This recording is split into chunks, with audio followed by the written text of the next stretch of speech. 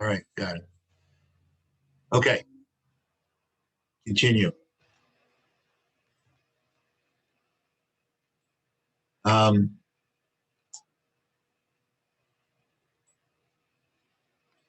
So growth hormone deficiencies and autism symptoms. And look at this, they match exactly. Memory, concentration, mental clarity, OCD, paranoia. So what we have is an inability of growth hormone to convert to IGF-1.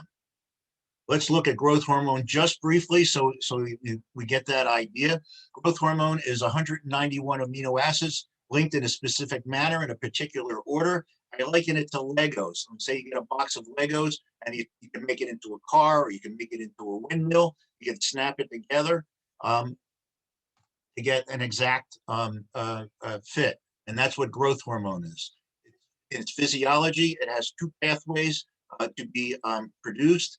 It's produced in spurts or waves between 10 p.m. and 4 a.m. It's stimulated by the hypothalamus with growth hormone releasing hormone, and in the GI tract with growth hormone releasing peptide. It's inhibited by somatostatin or growth hormone inhibiting hormone. It's synthesized in the adrenal gland. Adequate growth hormone results in adequate memory, concentration, improved OCD, paranoia, impulse control, improved anxiety, and that executive function. Low growth hormone, again, executive function deficits, which is an inability to plan, dark moods, and an inability to switch between tasks. So the liver must convert growth hormone to the end usable product IGF-1, IGF-2 in prenatal. IGF-1 promotes tissue growth and maturation. It promotes neurogenesis, development and maturation, myelination, and a prolonged survival and resistance to injury. A low IGF-1 signaling equals cognitive dysfunction. Adequate IGF-1 gives you improved motor performance, information processing speed, and fluid intelligence. Adequate IGF-1 improves brain development, cognitive function, insulin sensitivity, fertility, thermogenesis. It decreases blood pressure, hepatic glucose output, and appetite. IGF-1 binds to 6 proteins. IGF-1 Bp3 is the main one at 70%, but the one we're going to look at real quickly is IGF-1 Bp1, which is an IGF-1 antagonist and is elevated. Again, this is another element that's elevated in children with autism, and it diminishes the usefulness of IGF-1. So we have a block between the conversion of growth hormone to IGF-1, and we have an elevated protein that further diminishes IGF-1. It's inversely related, BP1 is inversely related to insulin resistance, weight, free IGF-1 levels, and it increases cytokines, interleukin-6 and TNF-alpha. Elevated IGF-BP1 results in poor brain development, reduced cognitive function, poor fluency, and poor mental status exam. It also is elevated in autistic patients. See IGF-BP1 elevation, TNF-alpha, interleukin-6, and interferon gamma. So IGF-1 levels in autism are inversely related to the growth hormone levels, and that shouldn't be, that gives us some pause. So the cause of the dichotomy between IGF-1 and growth hormone is the pro-inflammatory cytokine interleukin-6. And this aha moment came about during the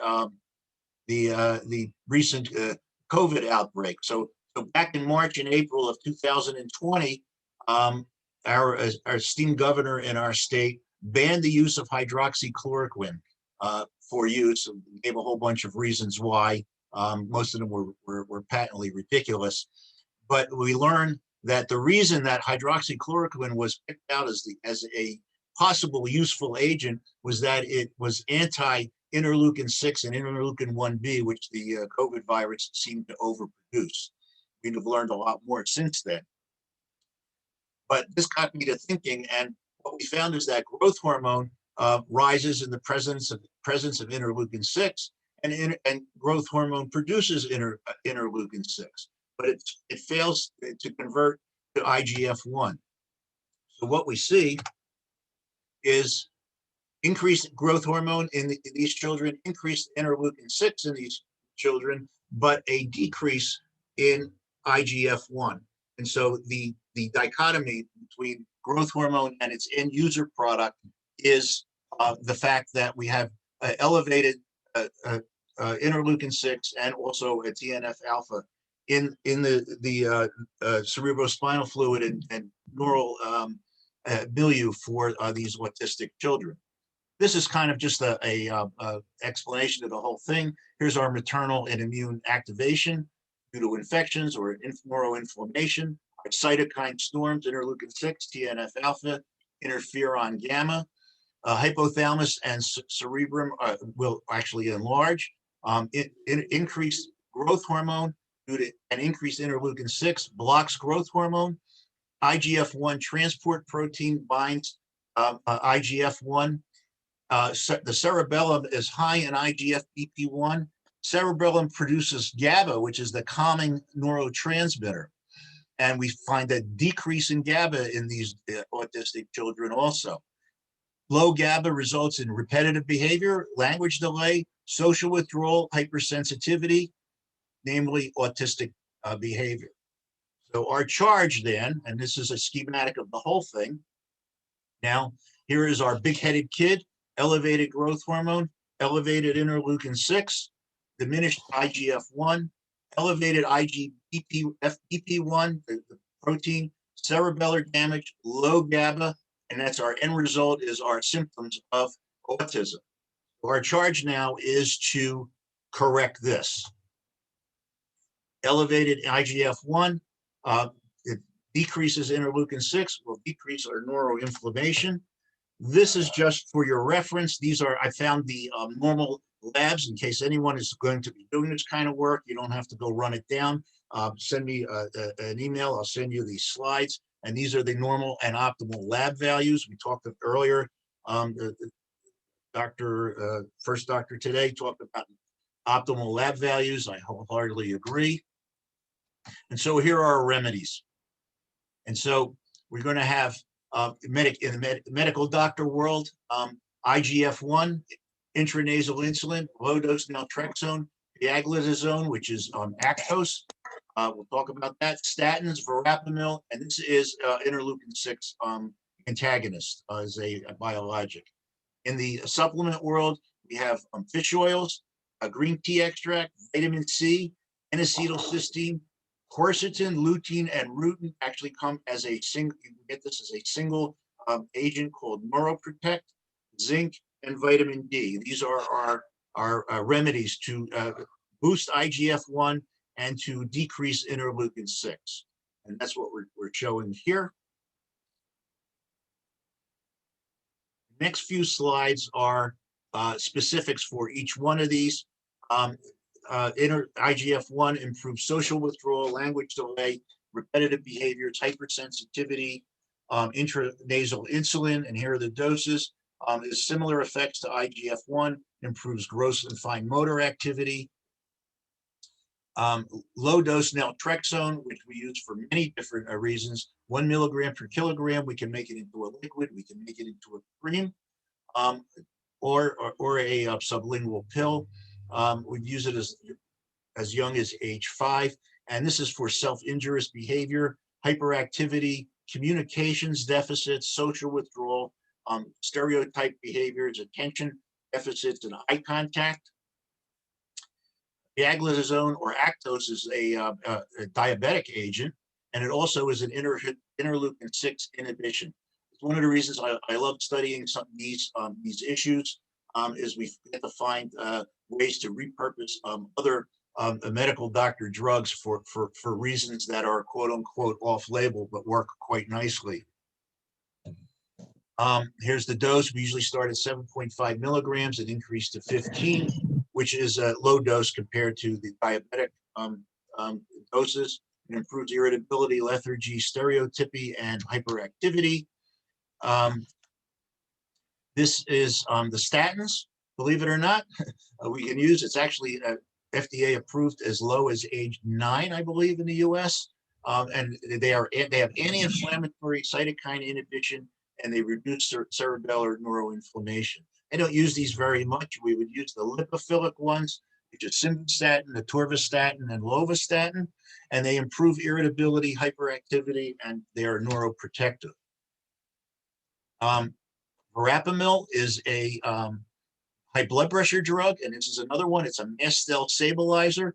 Any patients that you have that have severe allergies and hypertension or heart disease, this works quite nicely. And again, typical dose for high blood pressure, it starts at 80 milligrams, and we can start at 1 milligram per kilogram and go up 10 to 40 is the usual dose here. We get any type of allergy symptoms. A lot of these kids have mast cell activation syndrome, and they have severe allergies to all sorts of foods, materials, and a lot of times the lab tests are negative. They get verapamil is calming, it halts rage, it improves depression, anxiety, and fear. And this is a biologic. I don't use this at all. I just put this in here to complete as interleukin-6 inhibitor. DHA is again an interleukin-6 inhibitor and an antioxidant, and is useful for most of the symptoms of autism. Green tea extract will help lower testosterone levels, which we will cover next. Mood, socialization, memory patterns, and is also an IL-6 inhibitor. L-theanine, or correction, vitamin C, sorry, regulates dopamine. Increases dopamine is increased on an average of 60% in autistic children. Here are the doses. N-acetylcysteine or glutathione. Sometimes we use it intravenously. It's glutathione once or twice a week. 600 to 900 milligrams, 1 to 3 times a day. This is quite good for stereotypic stimming, any type of liver issues, and it's a powerful antioxidant. Sometimes N-acetylcysteine will stop working. It will outstrip its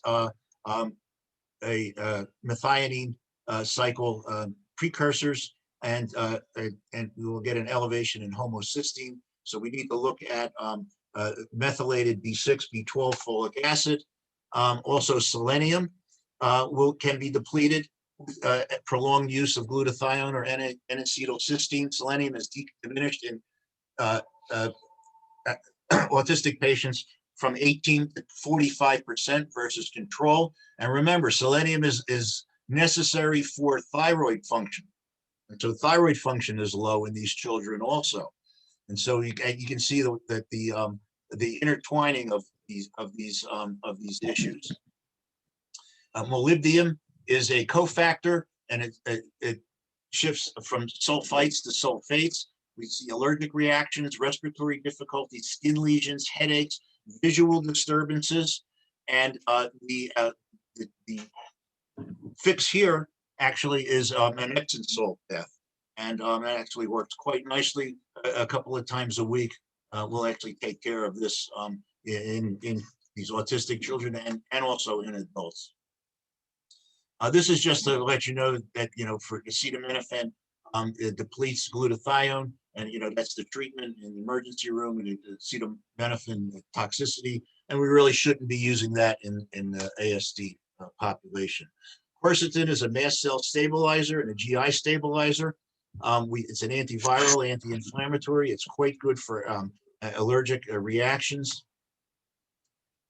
This is lutein, also a mast cell stabilizer, and cytokine, anti-cytokine, IL-6, IL-8.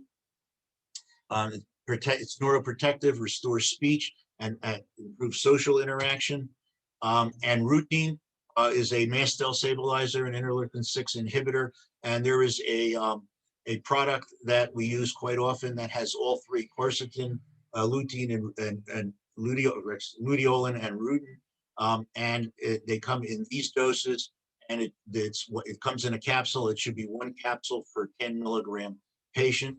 And this kind of covers pretty much most of the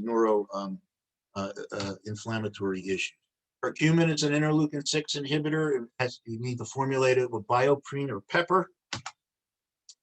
Vitamin D, it alters brain size. Low vitamin D in mothers sets the babies up for enlarged ventricles, again, the big head, and altered brain shape.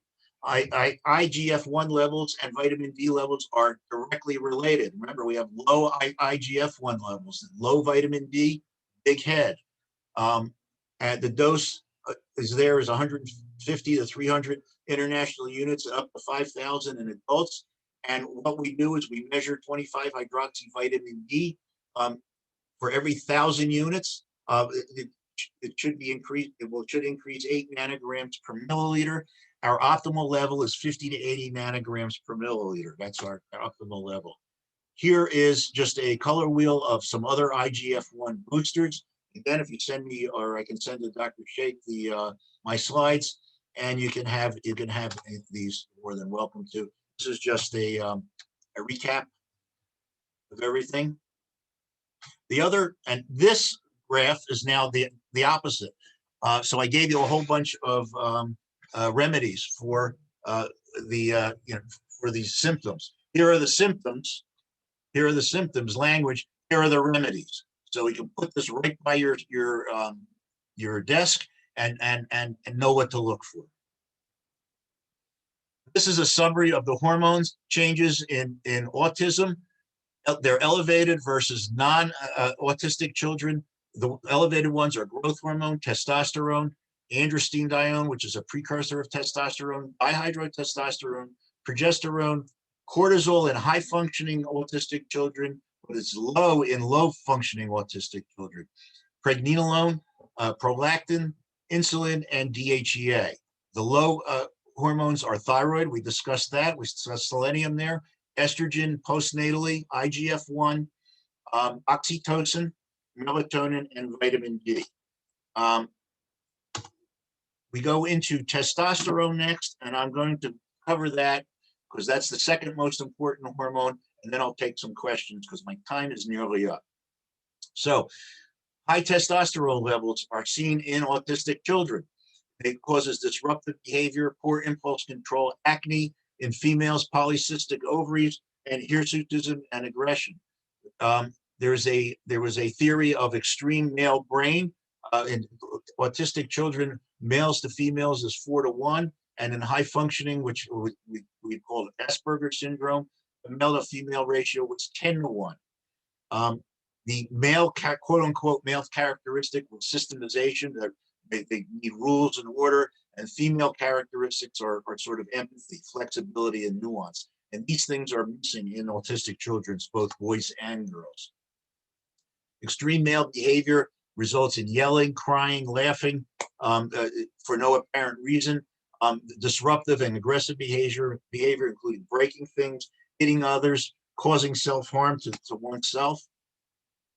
You can get a proxy for testosterone in both men and women, and even on yourself. You look at your ring finger and measure it versus your index finger. If you lay your let me get my, if I can get the picture. If you lay your wrist on a desk and straighten your fingers, that's the way you measure it, from the end of your fingers where they bend to the tips, and the male fingers, the ring, the index to ring finger should be less than the female finger. The females are usually even. The males are slightly lower lower ratio, but in autistic children, they're markedly lower with the index to ring finger.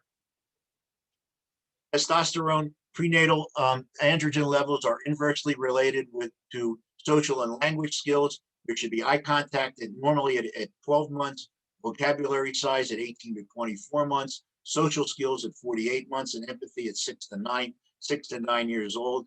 And fetal androgen levels are positively associated with autism, genes involved in stereogenesis, and higher rates of polycystic ovaries. This is a graph of testosterone levels prepubescent in normal children here and autistic children.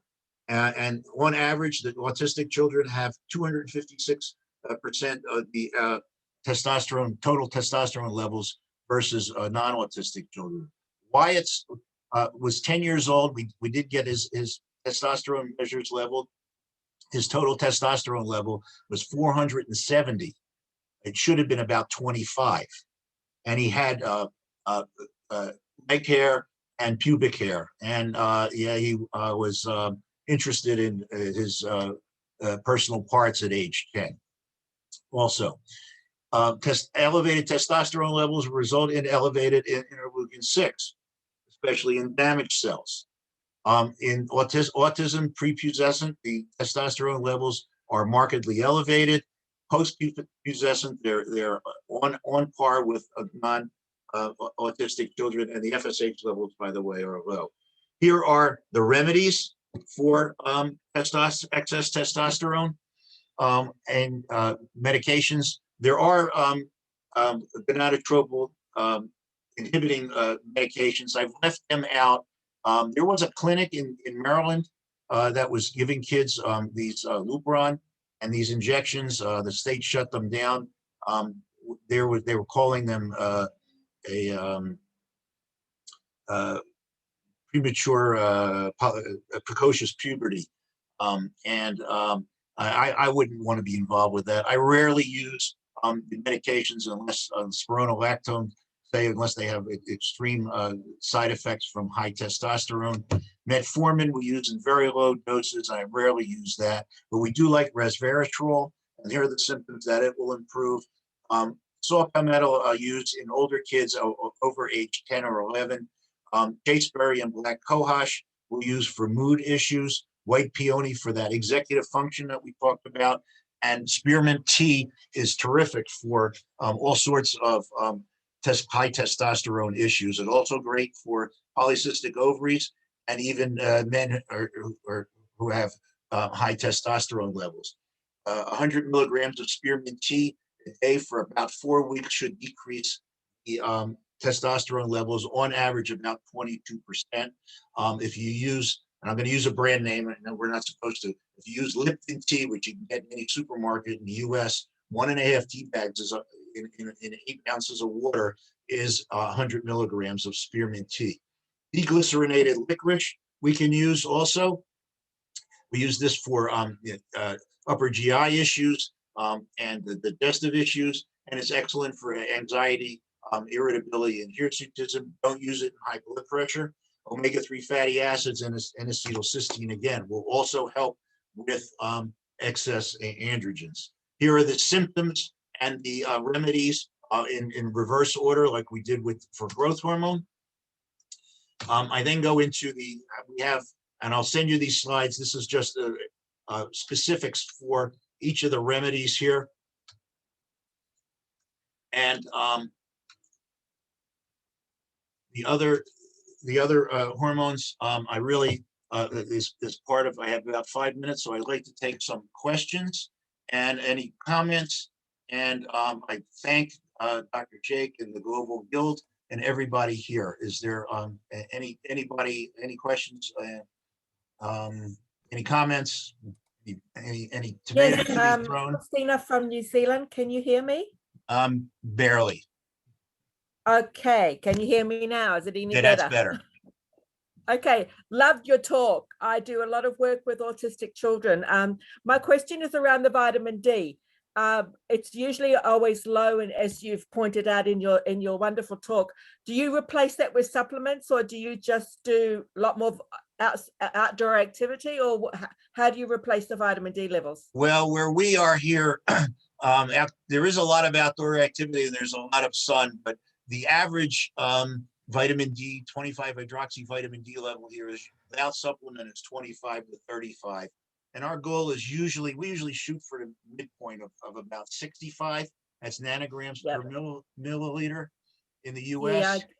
So, you know, the labs here took on 2 standard deviations as a normal.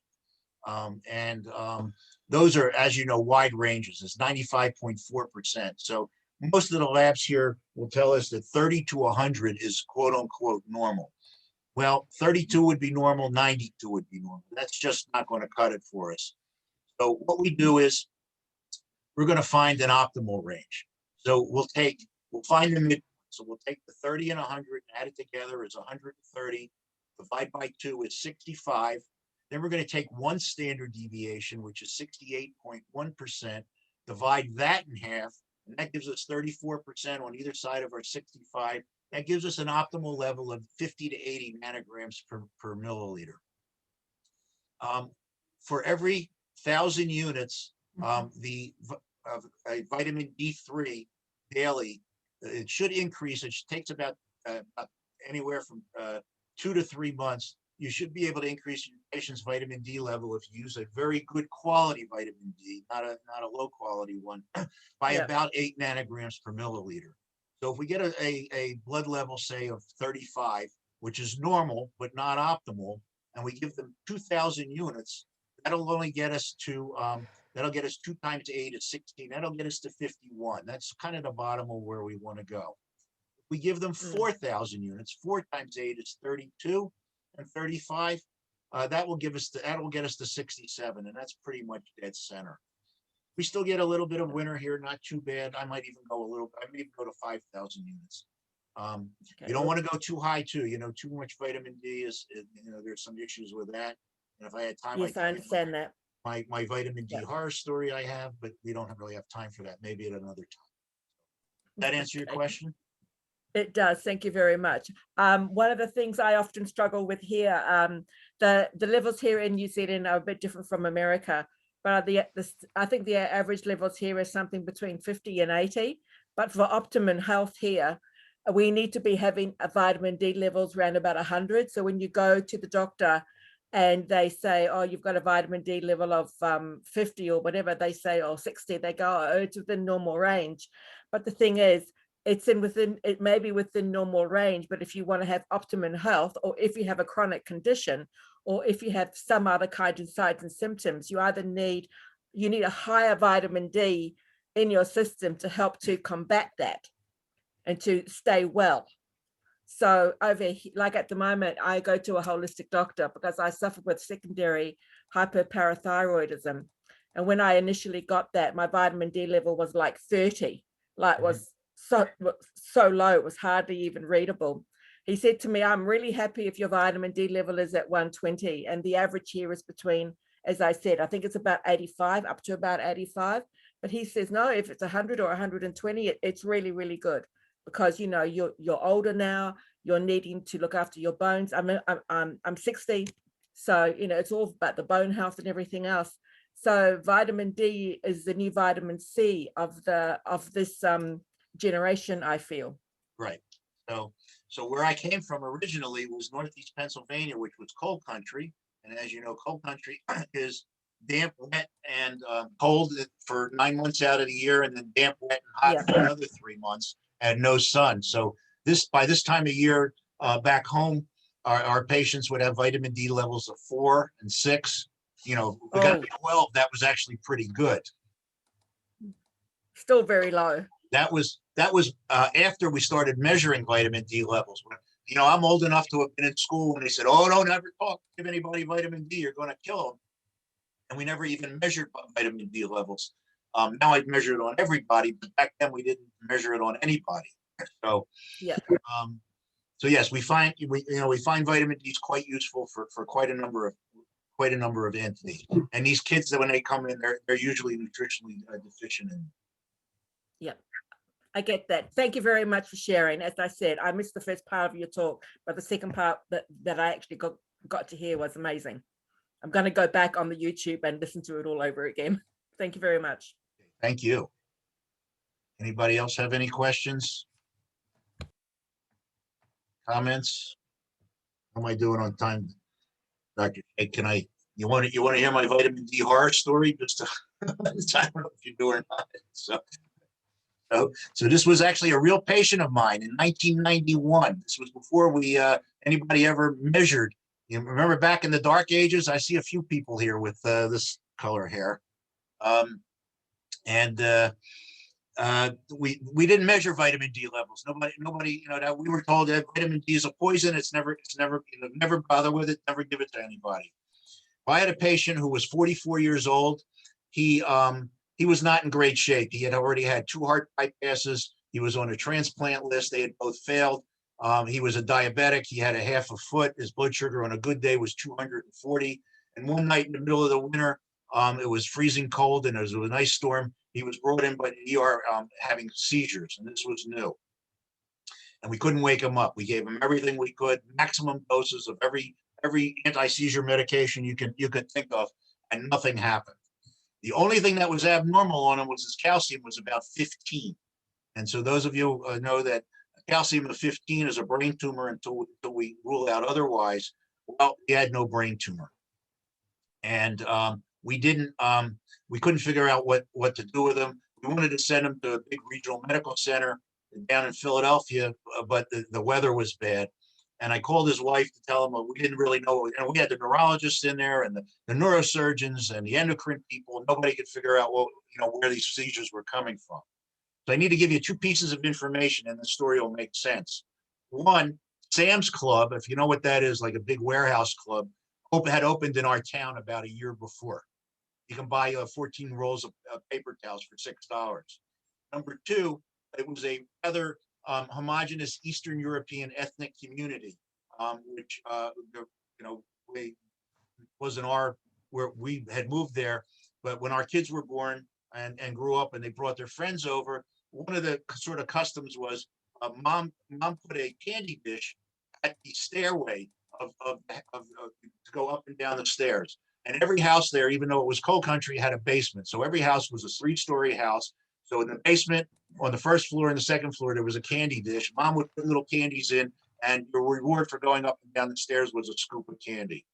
Well, Tom, apparently, so I called his wife and said, we didn't know what was wrong with him. And she said to me, I don't know if this matters or not, but about 6 months ago, he went to Sam's Club. He bought 6 bottles of vitamin D. And if you go to these warehouses, it's 1,000 pills in each bottle. I think they were 2,000 units each. And he dumped them he took the candy out, he dumped them in the candy dishes. And she says, oh, by the way, last month he went back and got 3 more bottles. And there's a bottle left. So he had 8 bottles of 8,000 pills of vitamin D that he took in less than 6 months. So I went and I called the lab, because nobody did vitamin D levels. He said, can we have him do a vitamin D level? I got sort of like kind of grumbling and whatnot. They called me the next day. Remember, 30 to 100 is normal. Our goal is 50 to 80. You folks in England wanted it 100. The closest they could get to me, they ran it 3 times, was greater than 900. So he never did wake up, and we couldn't. Unfortunately, he passed away, but he wasn't in great shape anyway. But the story that vitamin D is dangerous. I mean, he had to work at it. I mean, not D levels of. Dr. William, sorry to interrupt you. We have exceeded your time. Mm-hmm. Okay. We have to go on to our next speaker. Go on. Okay. Thank you very much. Thank you very much for your excellent talk. Amazing. Thank you. Okay. Moving on, our next speaker is Chinky Bhatia from United States, and she will be giving a talk on Eastern versus Western perspectives of food. And I request Chinky Bhatia to start her talk. Hello, everyone. I'm so excited to be here.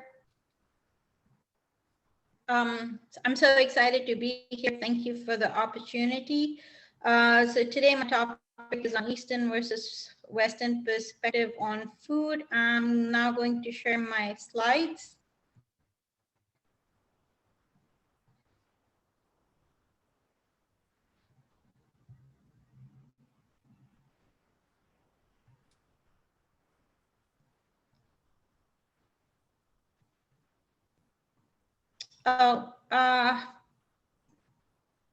Nawaz, do you know how I could share this?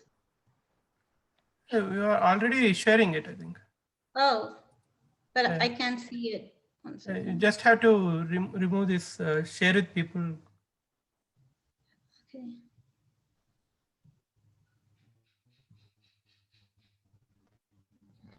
I'm sorry.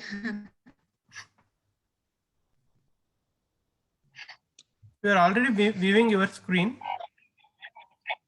Okay. Yeah, I'm opening it for myself. Yeah, there it is. Yeah. Just making it.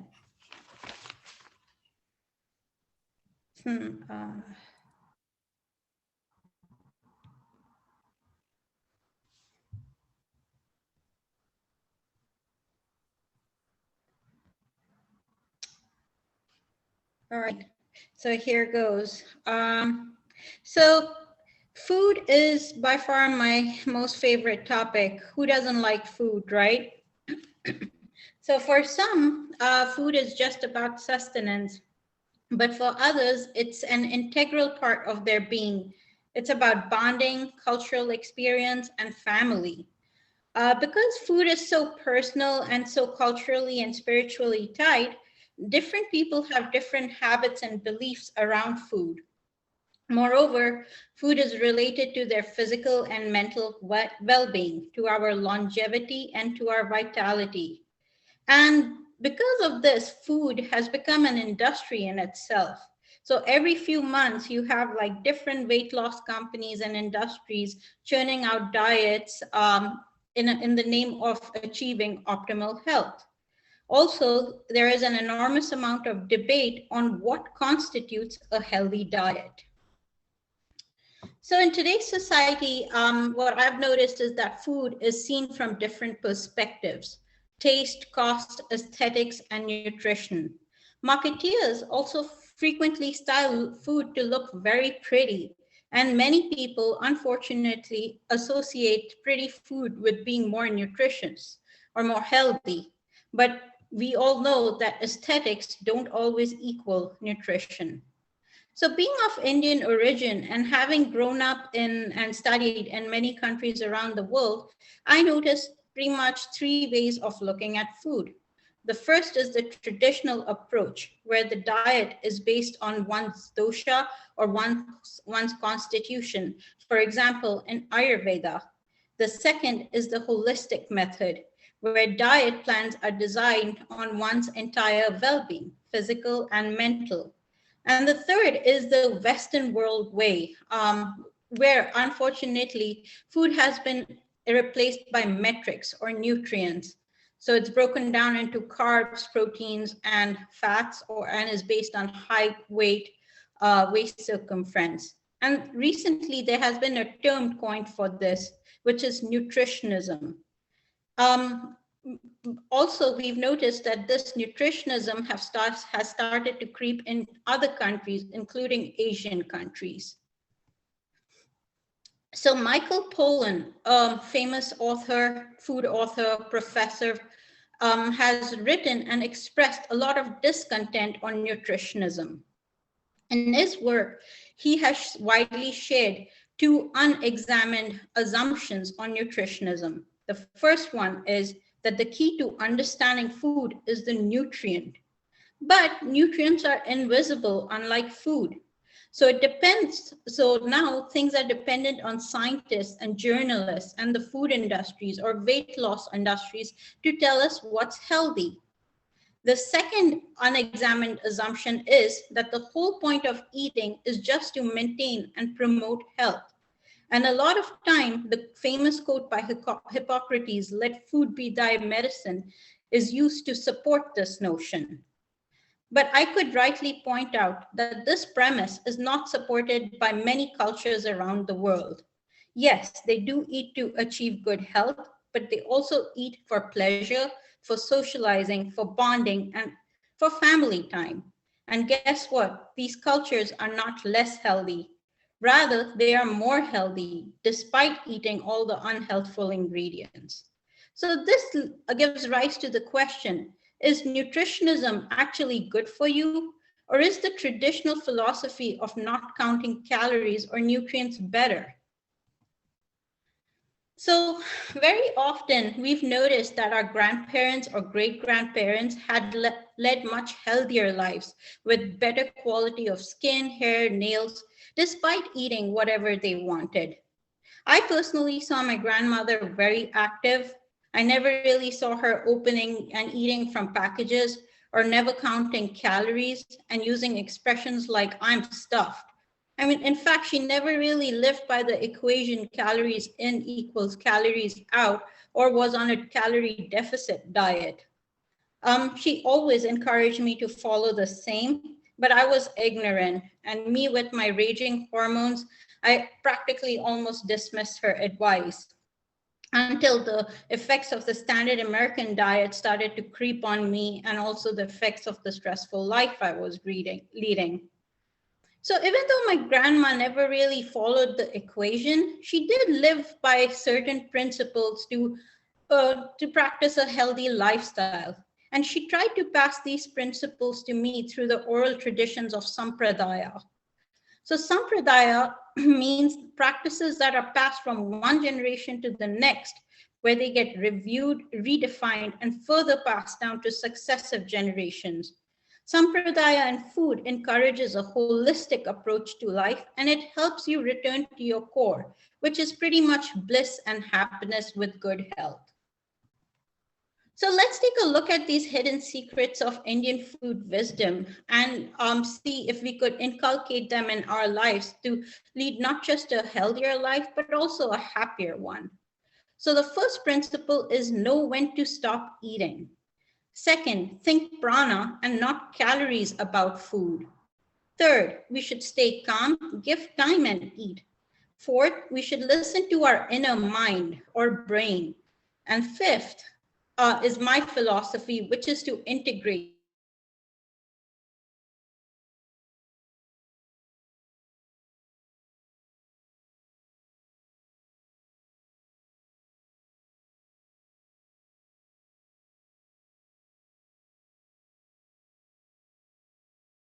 According to the Hatha Yoga Pradipika, a wise man is someone who knows when to stop eating. Often people struggle to find this right balance of eating too much versus eating too little, as too much food can harm your body and too little food will not provide the right nutrition or protection. So the Ayurvedic philosophy recommends to achieve this balance using Shravanam, Mananam, and Nididhyasam. Shravanam is listen to your stomach, which is considered to be the biggest diet guru. Mananam is to reflect on what your stomach and your oral wisdom advises.